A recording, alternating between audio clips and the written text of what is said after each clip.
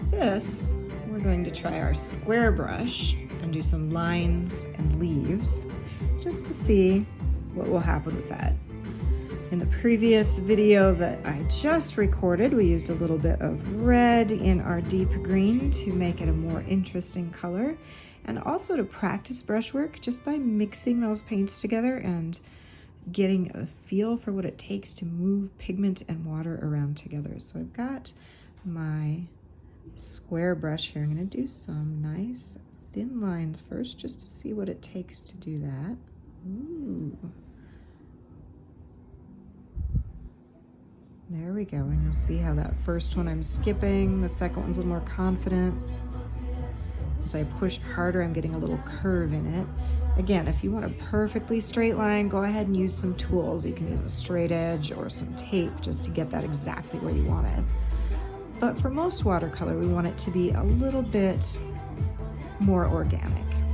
So now I've got this straight line pretty consistent. So I'm gonna come in here and I'm gonna start with my straight line. I'm gonna twist it and push it down, and I'm gonna twist it again, just to make an interesting shape and to feel what it feels like. So I'm coming straight up and down with my brush and twisting. I'm trying to keep that small line right at the center of the wide line, and then as I twist back, same thing, trying to keep the small line right at the center. So if I were to start with one of my straight, narrow lines, I would be able to keep that line right at the center of this twisting stroke. Twisting it here, ooh, and I don't have it quite at the center. So you can see how it's a little wider on this side than it is on this side. So I can practice that. Not that you need to have a center that's exactly in the middle of a leaf or another organic form, but because we're practicing this as a skill, not just as a way to paint specific things. And I see I'm getting a little bit of dry brush there, so I can continue with the dry brush, or I could reload my paint. I'm gonna go ahead and continue with the dry brush just to experiment with that and what it takes.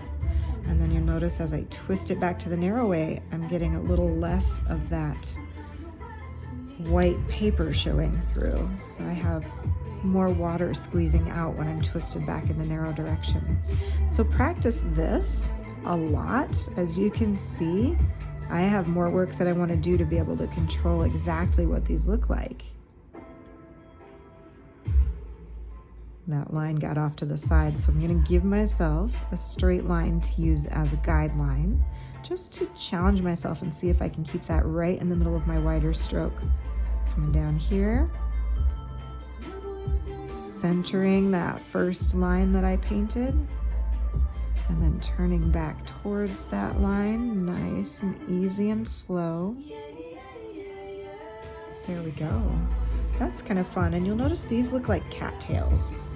So we're gonna go ahead and shift back over here, and we're gonna do a little cattail plant. Coming here, making some nice tall reeds by taking that brush on the narrow side, pushing down, and then coming back up. When I start to run out of paint and see those dry brush edges, I'm gonna come back to my palette and get some more paint. I'm gonna go ahead and curve them in some different directions to make it more interesting and more realistic, because these things don't all stand straight up. There we go. And then I'm gonna make them a little thicker, by which I mean there are more of them, more thickly clustered down towards the bottom. Thin, thicker, and then slowly lifting off the page here. So I've got this cluster of overlapping, and I can go from the bottom to the top, overlapping cattail branches.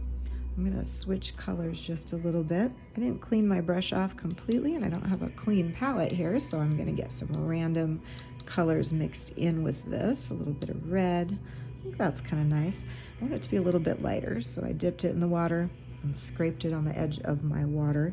And then I'm going to do a nice tall cattail, turning so that it's centered still, turning back again,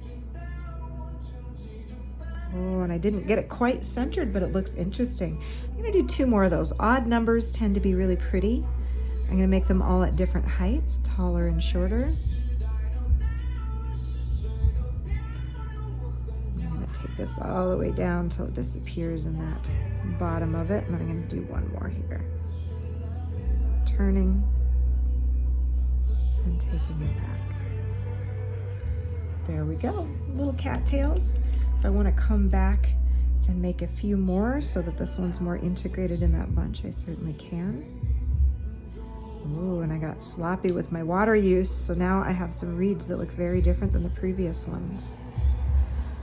I'm gonna go ahead and integrate those in by putting some more sloppy ones over these so that all looks like one piece, and then I'm gonna get a darker color, do a few more at the bottom just to fill in here, and then I'm gonna do a little swipe to indicate water. And now I have this beautiful cattail based on just simple brushwork using my square brush.